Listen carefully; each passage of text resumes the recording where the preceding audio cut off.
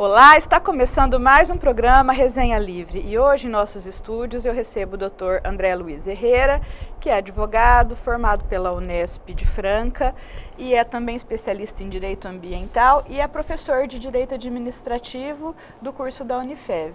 Dr. André, obrigada pela presença. Eu que agradeço o convite e satisfatoriamente a gente vem atender ao público nosso, né?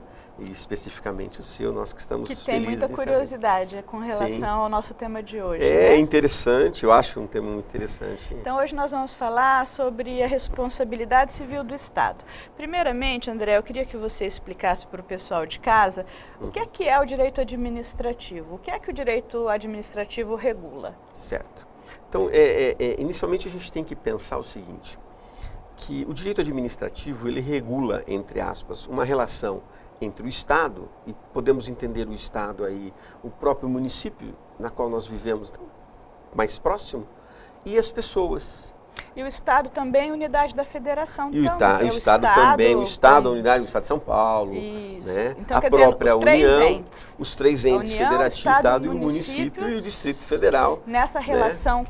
com o cidadão, com o munícipe, ele tem as suas obrigações, como nós também temos para com ele, e as cumprimos sequencialmente, quase diariamente, os pagamentos dos nossos tributos, dos impostos, a nós impostos, né? Isso nós cumprimos com muita satisfação, vamos dizer assim, né? Mas o Estado tem que nos retribuir, né? Nos entregar algumas obrigações que são dele, né? Como escolas, transporte. Quais que são as atribuições do Estado?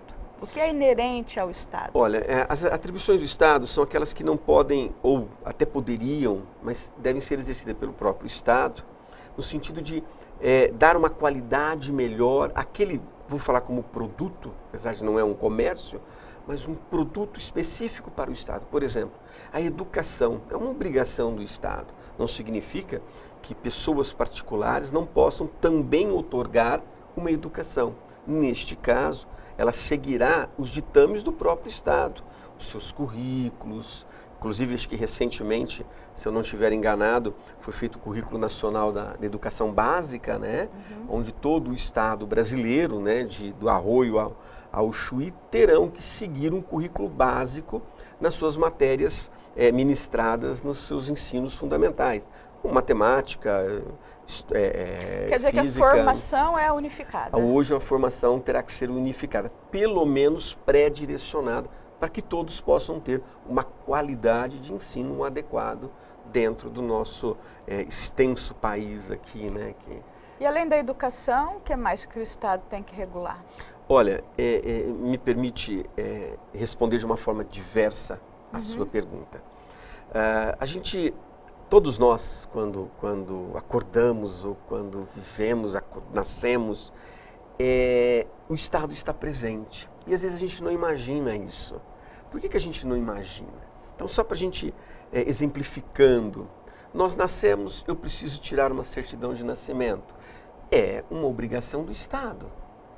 Eu vou certificar perante o Estado que eu existo. Eu construo uma casa, eu adquiro bens, por exemplo, eu acordo, primeira coisa que a gente faz uma higiene pessoal, eu vou mexer com a água que nos fornece, no caso específico de Votuporanga, é a Saev, que tem que nos entregar uma água de qualidade, para que eu possa lavar meu rosto, enxaguar minha boca, tomar o meu banho adequadamente. Eu faço um contrato com a companhia de energia, então a energia me traz uma qualidade. Essa qualidade significa, não é só acender a luz e me dar luminosidade, mas é ter um fornecimento adequado, variações especificadas pelas próprias agências, no caso a ANAEL, que registra e determina o quanto se pode variar a densidade da energia, para que não venha queimar um aparelho seu. E isso traz para nós um transtorno, porque eu estou contratando, o Estado está me dando uma energia, uma água, uma rua adequada, um calçamento adequado, uma avenida, uma rodovia. Tudo isso deve ser feito de uma forma adequada. E quando não é, eu tenho prejuízo nos meus bens. Prejuízos de ordem material, é um pneu que estoura numa rua esburacada, eu tenho uma televisão que às vezes eu tenho um sonho, né? Às vezes todo brasileiro é dotado de sonhos, e às vezes a gente tem um sonho de ter uma televisão de 40 polegadas na minha casa, 3D, que é a moda agora, né? E você busca esse sonho, você instala na sua casa, a energia dá uma oscilação, o seu aparelho queima. E o prejuízo de quem que é? Vai ficar só sobre as minhas costas? Se o culpado do fornecimento foi inadequado, foi pela companhia. Então, esses direitos, a gente tem que começar a entender que ele está presente, isso é feito pela mão do Estado. Mas também a gente costuma ouvir assim, que saúde, educação e a violência ou a segurança pública são as atividades mais inerentes, são as principais atividades do Estado. Isso aí é verdade? Olha, eu acho que ela está mais em moda, mas todas as atividades têm as suas importâncias e suas qualidades e suas obrigações.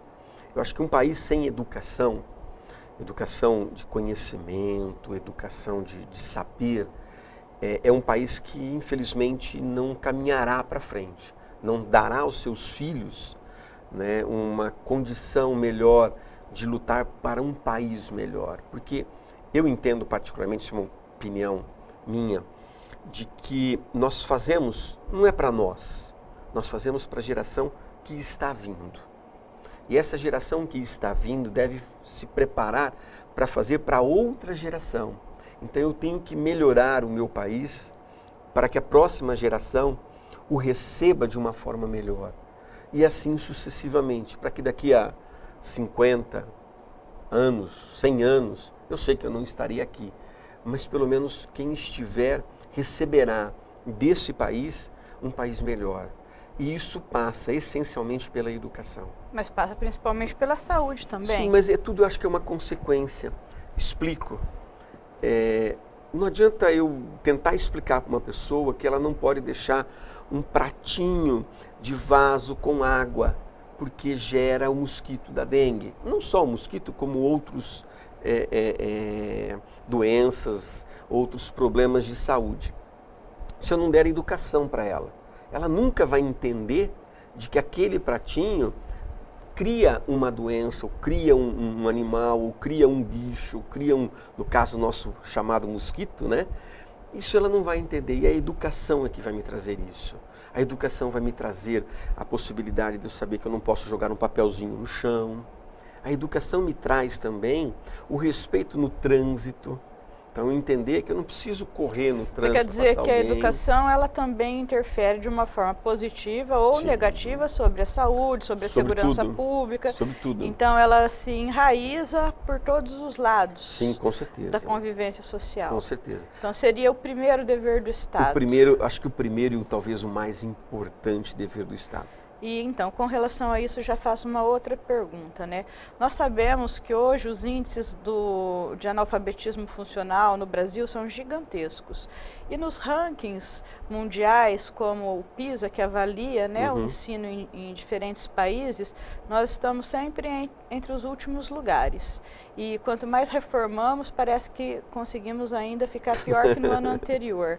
Então, diante dessa situação, seria possível, por exemplo, a criança que termina o colegial, o adolescente que termina o colegial analfabeto funcional, ele não está lesado? Ele não tem direito de entrar com uma ação contra o Estado, já que o serviço não foi prestado adequadamente? Vamos falar duas coisas. A primeira, no seguinte vereda. Se eu não dou educação para esse sujeito, para esse cidadão, que é um cidadão na verdade, eu estou prejudicando o próprio Estado. O Estado está se auto-prejudicando. Por quê? Porque esse cidadão vai precisar ser um técnico, por exemplo. Hoje uma colheita de cana, ela necessita de um motorista E esse motorista não pode simplesmente ter uma carta de habilitação. Ele tem que entender de todo o procedimento de um maquinário, que é complexo. Então, como é que eu passo isso para um cidadão que não sabe ler, não sabe se expressar? O que acontece? Eu vou ter falhas futuras numa pessoa que eu necessito fazer uma colheita. E é uma atividade simples, vamos dizer assim. Então, o país está, entre aspas, vivendo apenas o momento. Então, o país está se prejudicando com o que ele mesmo está fazendo.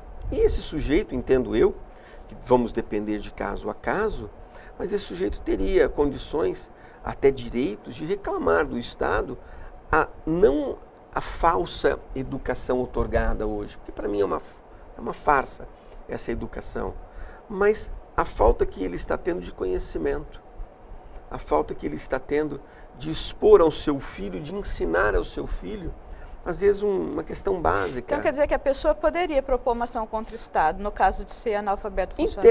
Em tese sim, com certeza. Nossa, já imaginou se todo mundo resolvesse entrar com essa ação? Acabava de quebrar, né, o Estado, que já não vai lá muito bem. Olha, mas... Um ponto interessante com relação a isso, eu estive estudando outro dia, porque estou fazendo um trabalho nesse sentido, que a educação vem bem com as crianças e depois, quando chega no colegial, ela declina absurdamente. Então, a escolarização, em vez dela ser um fator de impulso intelectual para preparar a pessoa para o ingresso na universidade, ela vem legal até com as crianças, ali para o ensino fundamental já começa a patinar e quando chega no ensino médio, o negócio esculhamba, quer dizer, como é que nós vamos ter ciência e tecnologia, como é que nós vamos ter boas faculdades que possam alavancar a produção intelectual, cultural, científica, tecnológica do país, se a pessoa do ensino médio, ela tem essa deficiência incrível duas coisas podem acontecer. Eu estava lendo essa semana passada um parecer do ministro da Educação, da Tecnologia, o ministro da Tecnologia, ele dizendo assim, que vamos ter que reduzir os custos para investimento em tecnologias. Eu achei aquilo mais um retrocesso do Brasil, porque eu só cresço com as tecnologias e nós não precisaríamos comprar, vamos criar. E segundo, sem entrar em méritos, mas as crianças até uma certa idade, entre aspas, elas são livres. O seu pensamento é livre. Então, é onde ela desenha, onde ela consegue imaginar uma família, um homem e uma mãe. Quer dizer que os anos de escolarização acabam reprimindo. Acabam reprimindo, porque você cria um molde. Então, você cria uma pessoa que tem que ser aquele molde para a educação. Então, você acaba com uma pessoa que é um desenhista, você acaba com uma pessoa que é um sonhador, você extingue, você mata todos esses sonhos em nome de um procedimento equânime para todos. E com a formação docente também do jeito que anda, porque poucas pessoas estão se interessando hoje pela carreira docente. Então a tendência cada vez mais é de que esse quadro se agrave, né? E a gente percebe isso, por exemplo, num escritor. Quantos escritores nós temos no Brasil? Quantos escritores infantis nós temos hoje no Brasil? Por quê? Porque os sonhos são matados quando ele vai para Hoje, na minha época era colegial, era outro estilo, né? Então isso acaba porque o país quer um molde, eu acho que não é dessa maneira que você vai crescer. Ok, nós vamos dar uma pausa que chegou o momento do intervalo e na sequência a gente volta para saber como é que o cidadão pode se proteger ou se ressarcir dos danos que são causados por ações ou omissões do Estado. Com certeza. O programa Resenha Livre vai dar uma pausa, mas voltamos já, não saia daí.